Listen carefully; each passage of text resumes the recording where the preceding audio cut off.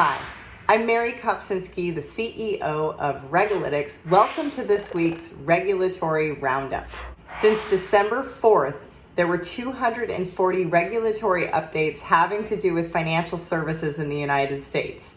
There were so many, I cannot possibly do it justice here. To help you track the over 350 financial and insurance regulators in the United States, I'm offering a special discount for those of you who sign up before the end of the year. So call me, my number's right here, and I will give you your special discount to Regulatics. In the meantime, I'll do my best to keep you informed in this short little time. The regulator of the week is the FTC. On January 9th, they're holding a public workshop to consider whether they should issue a federal rule on non-compete clauses in employment contracts. This would essentially wipe out each of the 50 states' rules in this area. If you are an employer or if you have a job, this is interesting to you.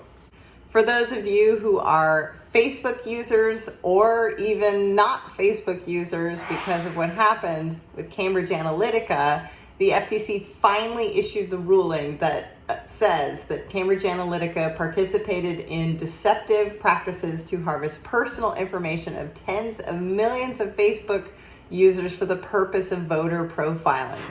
While justice has been served, Cambridge Analytica had declared bankruptcy in 2018. And for those of you following data privacy, specifically GDPR out of Europe, the FTC is responsible for cracking down on violations of the US-EU Data Privacy Shield framework.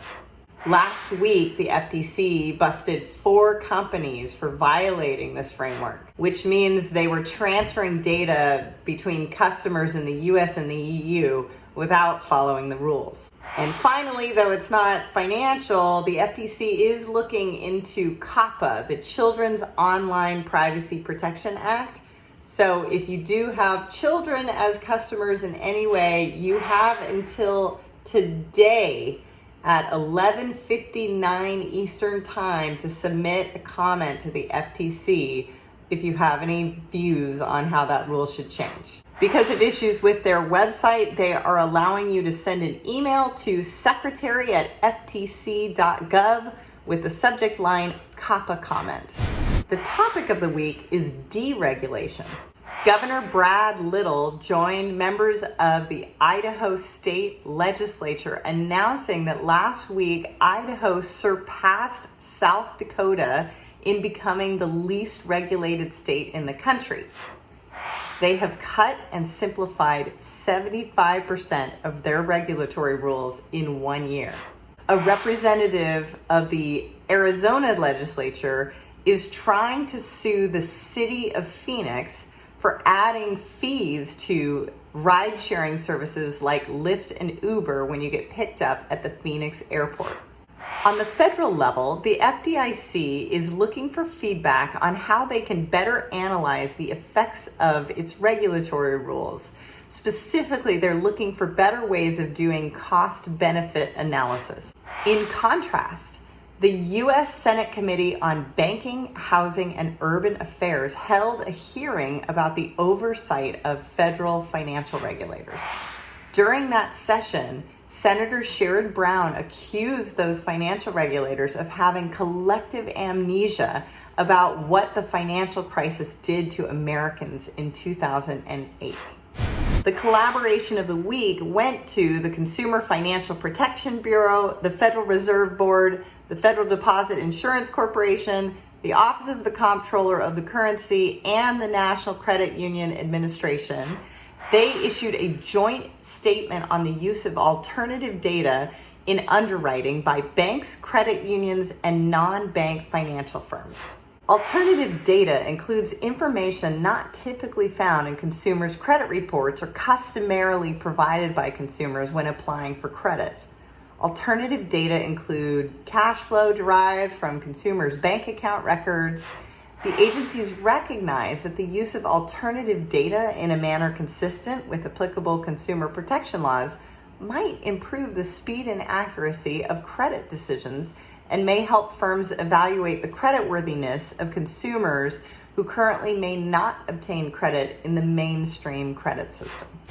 For those of you watching SROs, the SEC and a long list of exchanges announced the Fifth Amendment that would make permanent the penny pilot program. You can check out last week's Regulatory Roundup on YouTube for the explanation there.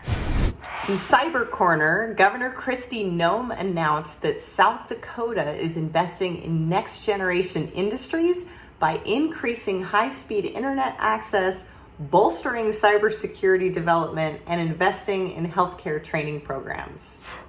More exchanges announced rule changes incorporating a cybersecurity confirmation for all market participants. Many of these rules have already been accepted by the SEC. And the U.S. Treasury Department's Office of Foreign Assets Controller, OFAC, took action against Evil Corp. Yes, that's its real name, but it's the Russian-based cyber criminal organization responsible for the development and distribution of Dridex malware. It was a big week in cannabis law. 4 federal agencies, in conjunction with state bank regulators, issued a statement clarifying the legal status of hemp growth and production and the relevant requirements under the Bank Secrecy Act for banks providing services to hemp-related businesses.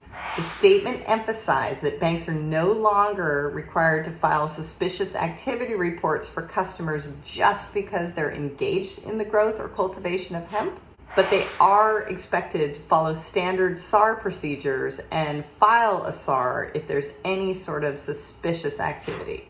The statement also provides banks with background information on the legal status of hemp, the U.S. Department of Agriculture's interim final rule on the production of hemp, and the Bank Secrecy Act considerations when providing banking services to hemp-related businesses. Illinois signed legislation that addresses concerns about the way its cannabis laws will be enforced in a fair and equitable manner, and is apparently making up for the mistakes of its past relative to drug enforcement. And finally, a Colorado stock promoter is paying $4.2 million in fines to the SEC for fraudulently promoting and trading a cannabis stock.